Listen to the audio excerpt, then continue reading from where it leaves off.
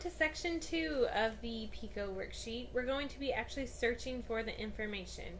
So you're going to be taking the information from section 1 and incorporating it into section 2. Like I said before, the topic that you've identified carries all the way through. We're not switching topics throughout. So you're going to start out with the Cochrane Library and doing a search there. The website's listed for you. So you're going to take your topic and you're going to plug it in to this website. So you're going to tell me what topic you chose, how many results you got. I need a number, specific number. After you get that initial number, now we're going to apply filters to it. And so I want you to choose 3 or more filters and tell me why you chose those filters. And what they were specifically. I want to know, did you narrow down the date? Did you narrow down the topic just a little bit more? What was it? And then what we're going to do is I need another number of how your results were affected.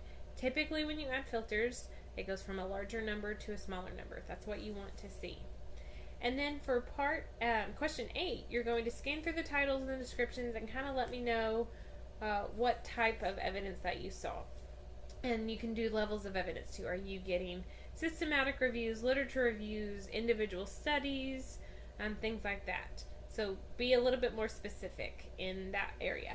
Our next search that you're going to do is for the national guidelines. We're going to see if there's a guideline written on the topic that you chose. So you're going to go to that website, tell me what topic you put in there, how you narrowed your results, again, date, population, things like that. And then how did your results come out? Give me a specific number. If there's a guideline on your topic, then on this next part, you're going to copy paste it in there. And so I can see the guideline that resulted. And then questions 7 and 8, you're just going to go through. Tell me about those. Those are multi-question questions. So make sure you're addressing all aspects of that and not leaving any part of it out. The next part is we're going to be searching and using the SBU library databases. And there's 3 options that we're recommending you guys use. The CenAll Complete, the Medline with full text, the ProQuest Nursing, and Allied Health Source. What you're going to do is kind of play around with those and let me know which database you chose to use in the end. So highlight the one that you chose. Then think back to section 1 on the preliminary key terms that you identified, those 3 key terms. And you're going to be plugging in those key terms into the database that you chose to use, along with letting me know what your Boolean operators are. These Boolean operators are the and, or not, and they should always be all caps whenever you're combining them with your key terms. So you're going to tell me what you plugged in first, what the Boolean operator is, what the key term was that was second, and Boolean operator, and so on. So how did you go about combining those terms, and then what number did you get for your result? If you look right underneath it, it says, if less than 10, revise your information above as needed.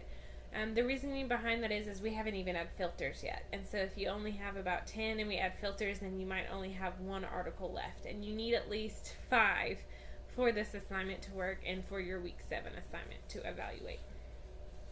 So have at least 10. A lot of people usually start out with around 200, 300 results for their first search. Then they add criteria. Then I want that number to come down quite a bit. A manageable number is around 30 to 40 because you've got to think about you're reviewing the literature. So you're going to be reading these articles. And so you want it to be manageable because nobody has time to read 200 articles or 2,000 articles. That just indicates you need to narrow your search a little bit more, add more filters, change up your preliminary key terms, things like that. This is where it takes a lot of time. You might be changing your key terms, and that's okay to do that to get the results that you want. It's a learning process.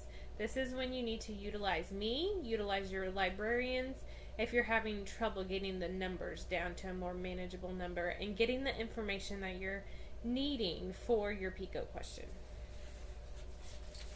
So after you do that, now you're going to kind of go back and visit your PICO question, and you might have switched it up a little bit. You might have made it more specific, or you might have changed it up, and that's okay. This is where I want to see your updated version, see some changes that have been made. And then you're going to pick 2 of the articles that you found. Give me an APA reference right here under question 7 on that same page, And then give me a quick description of what the article is about and then why you chose to include it in your assignment and how it addresses your problem or your PICO question. So that is section 2 of the worksheet.